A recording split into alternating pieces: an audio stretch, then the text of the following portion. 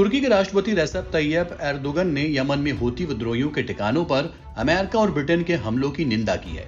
उन्होंने इसे अपनी ताकत का गलत इस्तेमाल बताया है और दोनों देशों पर आरोप लगाया है कि वो लाल सागर को खून के समंदर में बदलना चाहते हैं। तुर्की नाटो का सदस्य है। फिलिस्तीनी संगठन हमास को खत्म करने के मकसद से वो गाजा में हमले कर रहा है। तुर्की ने इजरायल की कड़ी आलोचना की है। इसके अलावा वो कई बार पश्चिमी देशों की इजरायल का समर्थन करने पर आलोचना कर चुके हैं। यमन के हूती विद्रोहियों पर अमेरिका और यूके की एयर स्ट्राइक को लेकर सवाल किए जाने पर उन्होंने कहा कि दोनों का अनुपात सही नहीं है। दरअसल वो ये कहना चाहते थे कि यमन के हूती विद्रोही अमेरिका और ब्रिटेन के सामने बेहद छोटे हैं। हालांकि वो इस बात का जिक्र करना भूल गए कि हमले सबसे पहले हूती विद्रोहियों ने ही शुरू किए थे।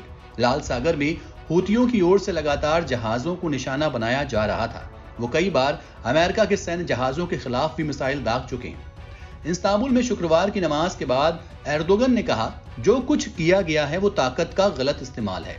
फिलहाल वो लाल सागर को खून के समंदर में बदलने की कोशिश कर रहे हैं। आमतौर पर तुर्की यमन की अंतर्राष्ट्रीय स्तर पर मान्यता प्राप्त सरकार को समर्थन देता है। इसके अलावा संयुक्त राष्ट्र के नेतृत्व वाली प्रक्रिया का समर्थन करता है, जिसका मकसद यमन की सरकार और विद्रोहियों के बीच शांति लाना है।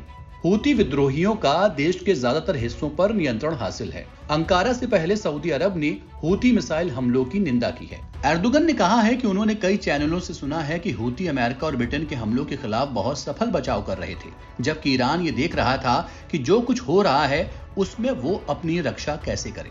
आपको बता दें कि हूती विद्रोही लाल सागर के मुहाने पर शिपिंग लेन पर हमला कर रही हैं। ऐसा करके वो इजरायल के गाजा पर हमले का विरोध कर रहे हैं।